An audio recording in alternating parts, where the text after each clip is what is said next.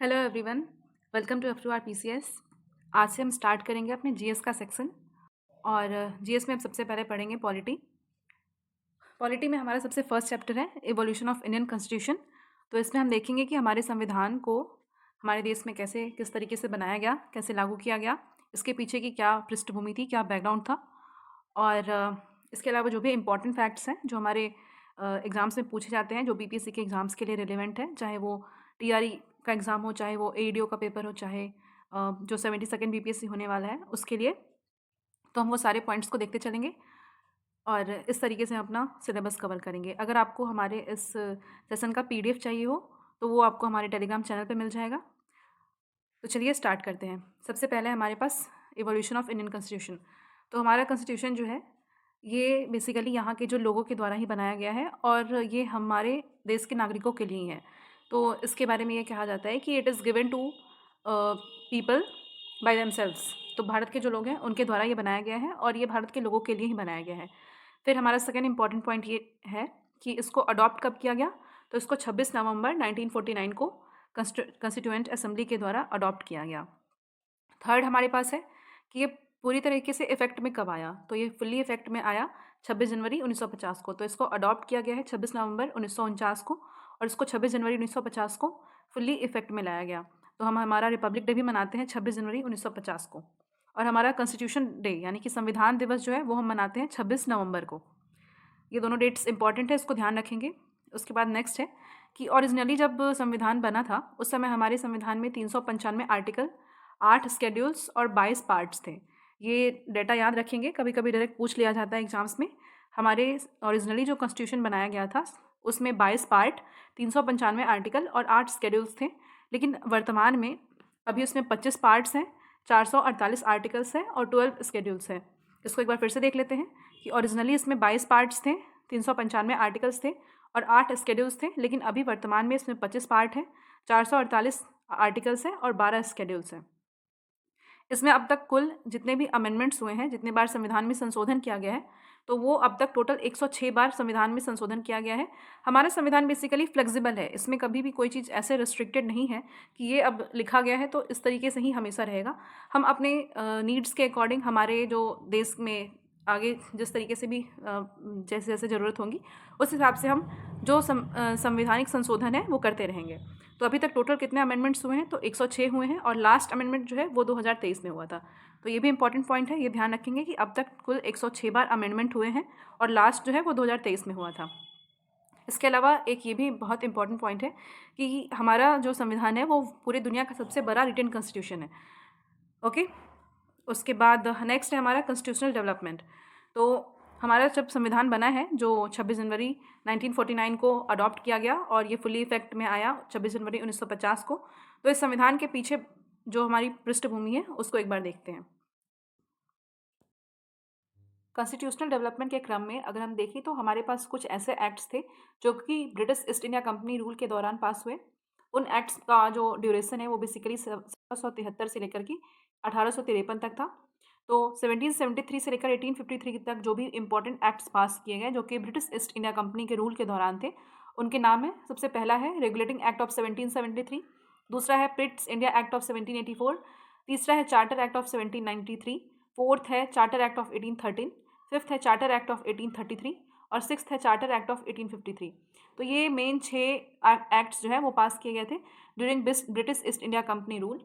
और इन एक्ट्स ने जो ईस्ट इंडिया कंपनी है उनके जो भी यहाँ कार्य कर रहे थे उनको ये पावर दिया कि वो इंडिया पे अपना एडमिनिस्ट्रेटिव कंट्रोल रख सके। इंडिया पे जो बिजनेस और कॉमर्शियल कंट्रोल है वो भी उनके पास रहे। तो ये सब पावर्स जो है ब्रिटिश ईस्ट इंडिया कंपनी को दिया गया और इन एक्ट्स के थ्रू उनको ये पावर मिला। इसके बारे में हम अभी डिटेल में आगे देखेंगे। और यहाँ पे एक आप फीचर्स देख सकते हैं कि ये हर 20 साल के बाद, यहाँ 1793 है तो यहाँ पे 1813 के बाद दूसरा चार्टर एक्ट है। तो हर 20 साल में जो ब्रिटिश ईस्ट इंडिया कंपनी है उसके मोनोपोली को एक्सटेंड कर दिया जाता था कि अभी आपने अभी 20 साल यहाँ रूल किया है, अभी आप नेक्स्ट 20 ईयर्स के लिए भी आप यहीं रहेंगे, यहीं रूल करेंगे, ये पावर आपके पास है। तो फिर 1813 में चार्टर एक्ट आया, फिर दूसरा उसके बाद का जो चार्टर एक्ट है वो 1833 में आया, फिर उसके बाद का जो नेक्स्ट चार्टर एक्ट है वो 1853 में आया। तो आप 1793 से देख सकते हैं एक क्रम है जो कि 20-20 साल के बाद चार्टर एक्ट पास हो रहा है और वो मोनोपोली दे रहा है ब्रिटिश ईस्ट इंडिया कंपनी को इंडिया में रूल करने के लिए। उसके बाद हमारे पास 1857 का रिवोल्ट हुआ और उसके बाद ब्रिटिश ईस्ट इंडिया कंपनी के हाथों से शासन जो है वो ब्रिटिश क्राउन के पास चला गया। अब यहाँ भारत में एक रिप्रेजेंटेटिव होता था जिसको कि हम वायसराय के नाम से जानते थे, और जो मेन पावर है वो ब्रिटिश क्राउन के हाथ में होता था। इसके बारे में हम आगे डिटेल से पढ़ेंगे, लेकिन अभी हम यहाँ देख लेते हैं कि ब्रिटिश क्राउन रूल के दौरान कौन कौन से मेन एक्ट्स पास हुए थे। तो सबसे पहला है हमारे पास 1857 के रिवोल्ट के बाद 1858 में पास हुआ था गवर्नमेंट ऑफ इंडिया एक्ट 1858। तो आप यहाँ देख सकते हैं कि जो भी एक्ट्स जो ब्रिटिश क्राउन रूल में पास हुए हुए वो 1858 से लेकर 1947 हमारे इंडिपेंडेंस का जो ईयर है 1947 तब तक टोटल कितने इंपॉर्टेंट एक्ट्स हैं वो अभी देखते हैं। सबसे पहला है गवर्नमेंट ऑफ इंडिया एक्ट 1858 जो कि 1857 की क्रांति के बाद हुआ था। उसके बाद नेक्स्ट है इंडियन काउंसिल एक्ट जो कि 1861 में हुआ था। थर्ड है इंडियन काउंसिल एक्ट 1892। उसके बाद 1909 में आया था इंडियन काउंसिल एक्ट जिसको कि मॉडल मिंटो रिफॉर्म्स के नाम से भी जाना जाता है। तो ये ध्यान रखेंगे नाम, इंडियन काउंसिल एक्ट 1909 का ही दूसरा नाम है मॉडल मिंटो रिफॉर्म्स। इसके बाद हमारे पास नेक्स्ट था मॉन्टेग चेम्सफोर्ड रिफॉर्म्स जो कि 1919 में आया था, और इसको गवर्नमेंट ऑफ इंडिया एक्ट 1919 के भी नाम से जाना जाता है। इसका दूसरा नाम है मॉन्टेग चेम्सफोर्ड रिफॉर्म्स। उसके बाद नेक्स्ट है गवर्नमेंट ऑफ इंडिया एक्ट 1935। ये काफ़ी इंपॉर्टेंट है, इसमें से कई सारे प्रोविज़न जो है वो हमारे अभी के जो कॉन्स्टिट्यूशन है उसमें लिया गया है। उसके बाद आया था 1947 में इंडियन इंडिपेंडेंस एक्ट ऑफ 1947। तो ये बेसिकली हमारे पास 1858 से लेकर 1947 तक के इंपॉर्टेंट एक्ट्स थे जो कि ब्रिटिश क्राउन रूल के दौरान पास हुए थे।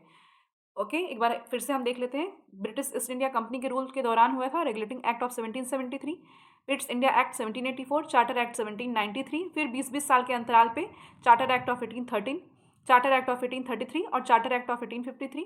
उसके बाद 1857 के स्वतंत्रता संग्राम जिसको कि हमारे देश का सबसे पहला स्वतंत्रता संग्राम बोला जाता है, रिवोल्ट के बाद हुआ ब्रिटिश क्राउन रूल के पास शासन, और तब ब्रिटिश क्राउन रूल ने पास किया सबसे पहला government of India act 1858, Indian council act 1861, 1892, फिर उसके बाद 1909 में आया था उसको मॉडल मिंटो रिफॉर्म्स के नाम से भी जानते हैं, और हमारे पास फिर आया गवर्नमेंट ऑफ इंडिया एक्ट 1919 में जिसको कि मॉन्टेग चेम्सफोर्ड रिफॉर्म्स के भी नाम से जानते हैं।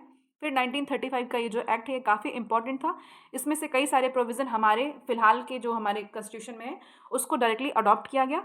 और फिर उसके बाद हमारे पास आया इंडियन इंडिपेंडेंस एक्ट ऑफ 1947, और उसके बाद हमारे देश को आज़ादी मिली।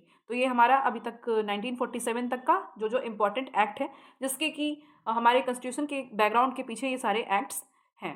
अभी इसके बारे में हम डिटेल से देख लेते हैं। तो अभी ईस्ट इंडिया कंपनी के अंतर्गत जो भी रूल्स आए थे, जो भी एक्ट्स आए थे उनको हम डिटेल में देखेंगे, और इसमें सबसे पहला है रेगुलेटिंग एक्ट ऑफ 1773। तो इसके अंतर्गत जो भी मेन प्रोविजंस थे उनको हम देख लेते हैं। सबसे पहला था कि जो गवर्नर ऑफ बंगाल थे उनको गवर्नर जनरल ऑफ बंगाल बनाया गया, और इस क्रम में जो सबसे पहले गवर्नर जनरल ऑफ बंगाल बने उनका नाम था वैरन हेस्टिंग्स। नाम ध्यान रखेंगे, वैरन हेस्टिंग्स। और ये सबसे पहले गवर्नर जनरल ऑफ बंगाल बने, इससे पहले गवर्नर ऑफ बंगाल का पोस्ट हुआ करता था, और 1773 के रेगुलेटिंग एक्ट के बाद उसे गवर्नर जनरल ऑफ बंगाल के नाम से जाना जाने लगा। सेकेंड पॉइंट है मद्रास और बॉम्बे प्रेसिडेंसी जो है वो बंगाल प्रेसिडेंसी के अंडर आ गई। इससे पहले 3 मेन प्रेसिडेंसीज हुआ करती थी, मद्रास प्रेसिडेंसी, बॉम्बे प्रेसिडेंसी और बंगाल प्रेसिडेंसी। तो चूंकि अब बंगाल प्रेसिडेंसी को थोड़ा ज़्यादा पावर दिया गया, गवर्नर जनरल ऑफ बंगाल बनाया गया, तो इसके बाद मद्रास और बॉम्बे ये दोनों प्रेसिडेंसीज जो हैं बंगाल प्रेसिडेंसी के अंतर्गत आ गई। थर्ड इंपॉर्टेंट पॉइंट ये है कि जो गवर्नर जनरल बने थे बंगाल के उनको असिस्ट करने के लिए एक 4 मेंबर्ड एग्जीक्यूटिव काउंसिल को बनाया गया। 4 मेंबर की एक बॉडी बनाई गई एग्जीक्यूटिव काउंसिल, और वो असिस्ट करते थे गवर्नर जनरल ऑफ बंगाल को। नेक्स्ट है कि सुप्रीम कोर्ट को इस्टेब्लिश किया गया 1774 में। ध्यान रखेंगे इसका ईयर 1774 है, और रेगुलेटिंग एक्ट 1773 के प्रोविज़न में इसको इस्टेब्लिश किया गया था सुप्रीम कोर्ट को। कोलकाता के फोर्ट विलियम्स में सुप्रीम कोर्ट को इस्टेब्लिश किया गया, ईयर है 1774। उस दौरान सुप्रीम कोर्ट में एक चीफ जस्टिस हुआ करते थे और 3 अदर जजेस हुआ करते थे। तो ये भी इंपॉर्टेंट पॉइंट है कि एक चीफ जस्टिस होते थे और 3 अदर जजेस होते थे। उसके बाद जो हमारे सबसे फर्स्ट चीफ जस्टिस थे सुप्रीम कोर्ट के उनका नाम था सर एलिजा एम्पे। ध्यान रखेंगे नाम को, सर एलिजा एम्पे जो है वो फर्स्ट चीफ जस्टिस थे। और ये इंपॉर्टेंट पॉइंट है कि प्राइवेट ट्रेड जो कि इंडियंस के साथ पहले कंपनी के एम्प्लॉयज़ करते थे, जो ईस्ट इंडिया कंपनी के जो एम्प्लॉयज़ थे वो इंडियंस के साथ प्राइवेट ट्रेड में इंगेज होते थे, और उनको उनसे काफ़ी प्रॉफिट होता था। तो जो भी प्राइवेट एम्प्लॉयज़ थे कंपनी के उनको उस ट्रेड के लिए उसके बाद वो कोई भी प्राइवेट ट्रेड नहीं कर सकते थे इंडियंस के साथ। तो no private trade with Indians, ये भी एक प्रोविज़न था रेगुलेटिंग एक्ट 1773 का। एक बार एक बार फिर से देख लेते हैं। गवर्नर ऑफ बंगाल को बनाया गया गवर्नर जनरल ऑफ बंगाल, और सबसे पहले गवर्नर जनरल ऑफ बंगाल बने थे वॉरेन हेस्टिंग्स। सेकंड की मद्रास और बॉम्बे प्रेसिडेंसीज को बंगाल प्रेसिडेंसी के अंडर में किया गया।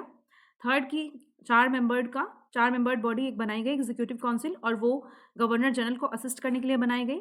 फोर्थ की सुप्रीम कोर्ट को इस्टेब्लिश किया गया ईयर 1774 में कलकत्ता के फोर्ट विलियम्स में, और सबसे पहले चीफ जस्टिस थे सर एलिजा एम्पे। एक चीफ जस्टिस के अलावा 3 और अदर जजेस थे।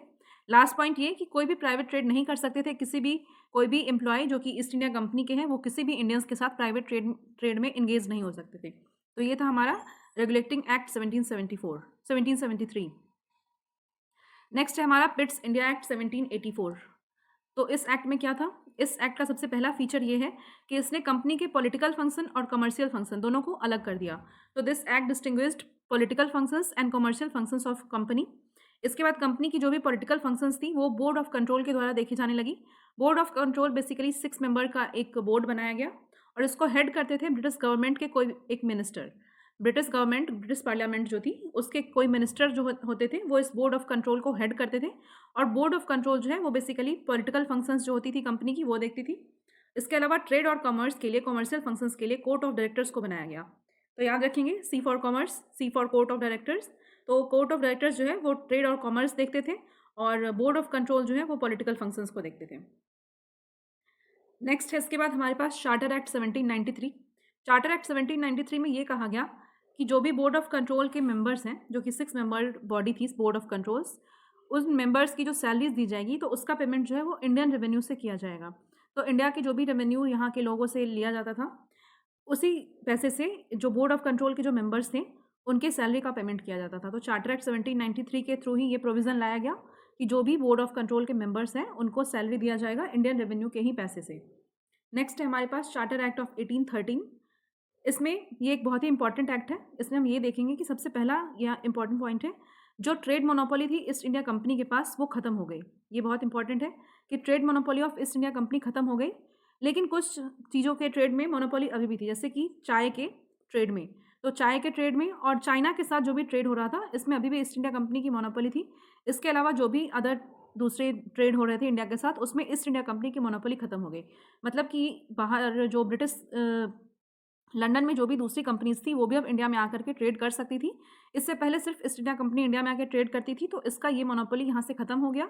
और कुछ चीज़ों में जैसे कि टी के ट्रेड में और चाइना के साथ ट्रेड में ईस्ट इंडिया कंपनी के पास अभी भी मोनोपोली था, लेकिन इसके अलावा बाकी चीज़ों के ट्रेड के लिए लंदन की और भी जो कंपनीज थी उनको भी अलाउ किया गया। इसमें एक और बहुत इंपॉर्टेंट प्रोविज़न ये है कि 1 लाख रुपये जो कि हर साल इंडियन के एजुकेशन पे स्पेंड करने का प्रोविज़न लाया गया। तो यहाँ से इंडियन के एजुकेशन पे भी ध्यान दिया गया कि इंडियन के एजुकेशन के लिए हर साल 1 लाख रुपये स्पेंड करने का प्रोविज़न इसी एक्ट के थ्रू लाया गया, चार्टर एक्ट ऑफ 1813। साथ ही यहाँ से इंग्लिश मिशनरीज़ को भी परमिशन दिया गया कि वो इंडिया में आएँ और अपने रिलीजन को प्रमोट करें। तो चार्टर एक्ट 1813 ये बहुत इंपॉर्टेंट हो जाता है। पहला कि trade monopoly east India company का एंड हुआ, दूसरा इसलिए कि एजुकेशन पे 1 लाख रुपये स्पेंड करने का प्रोविज़न लाया गया, और थर्ड की इंग्लिश मिशनरीज़ को परमिशन दिया गया कि वो इंडिया में आकर के अपनी टीचिंग्स को, अपने रिलीजन्स को प्रमोट करें। नेक्स्ट है हमारे पास चार्टर एक्ट ऑफ 1833। इसमें क्या हुआ, तो जो पहले गवर्नर जनरल ऑफ बंगाल थे उनको बनाया गया गवर्नर जनरल ऑफ इंडिया। अभी हमने रेगुलेटिंग एक्ट ऑफ 1773 में देखा कि जो गवर्नर ऑफ बंगाल थे वो बनाए गए थे गवर्नर जनरल ऑफ बंगाल, और यहाँ पे हम चार्टर एक्ट ऑफ 1833 में देख रहे हैं कि जो गवर्नर जनरल ऑफ बंगाल हैं, जो कि वहाँ हमने देखा था वॉरेन हेस्टिंग्स थे सबसे पहले गवर्नर जनरल ऑफ बंगाल। तो चार्टर एक्ट ऑफ 1833 में गवर्नर जनरल ऑफ बंगाल को बनाया गया गवर्नर जनरल ऑफ इंडिया, और इनके पास अब सिविल और मिलिट्री पावर दोनों ही थी। तो ये काफ़ी पावरफुल एक पोजीशन था, और इसमें इनके पास सिविल और मिलिट्री दोनों ही पावर थी। और सबसे first governor general of India जो थे वो थे लॉर्ड विलियम बेंटिक। नाम ध्यान रखेंगे, सबसे first governor general of India थे लॉर्ड विलियम बेंटिक, और सबसे first governor general of Bengal थे वॉरेन हेस्टिंग्स। तो ये इंपॉर्टेंट है। इसके अलावा नेक्स्ट क्या पॉइंट है इसमें कि it ended the activities of East India Company as a commercial body which became an administrative body. अभी जो हम देख रहे हैं कि चार्टर एक्ट 1833 में क्या हुआ कि इसने ईस्ट इंडिया कंपनी की जो एज ए कॉमर्शियल बॉडी जो उनका काम था ट्रेड में इन्वॉल्व होना उसको ख़त्म कर दिया, और इसके बाद ईस्ट इंडिया कंपनी प्योरली एक एडमिनिस्ट्रेटिव बॉडी थी।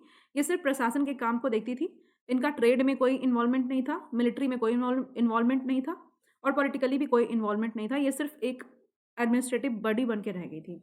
नेक्स्ट इसमें एक इंपॉर्टेंट पॉइंट है कि स्लेवरी सिस्टम को इसी एक्ट के थ्रू इलीगल डिक्लेयर किया गया, लेकिन इसको अबॉलिश किया गया 1843 में। ये ध्यान रखेंगे कि चार्टर एक्ट 1833 के थ्रू स्लेवरी एक्ट को डिक्लेयर किया गया इलीगल, लेकिन इसको पूरी तरह से ख़त्म किया गया 1843 में।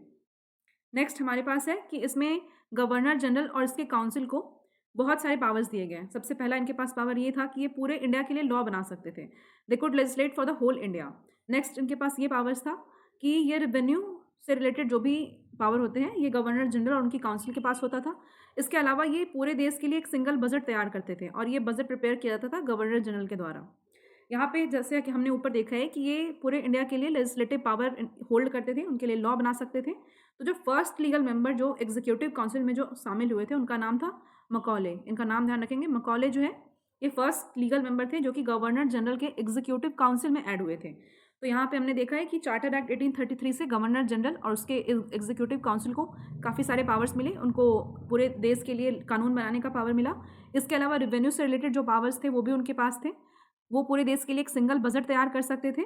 और इसके अलावा जो इम्पॉर्टेंट पॉइंट ये है कि मकॉले जो हैं ये फर्स्ट लीगल मेंबर थे गवर्नर जनरल के एग्जीक्यूटिव काउंसिल के। नेक्स्ट देखते हैं charter act of 1853। Charter act of 1853 का क्या फीचर्स है? सबसे पहला ये है कि गवर्नर ऑफ बंगाल एक फिर से अपॉइंट किया गया, सेपरेट गवर्नर ऑफ बंगाल। अभी हमने देखा कि गवर्नर जनरल ऑफ बंगाल को अब बना दिया गया था गवर्नर जनरल ऑफ इंडिया, तो इसीलिए गवर्नर ऑफ बंगाल के लिए एक अलग पोस्ट लाया गया और वहाँ बंगाल का गवर्नर अपॉइंट किया गया।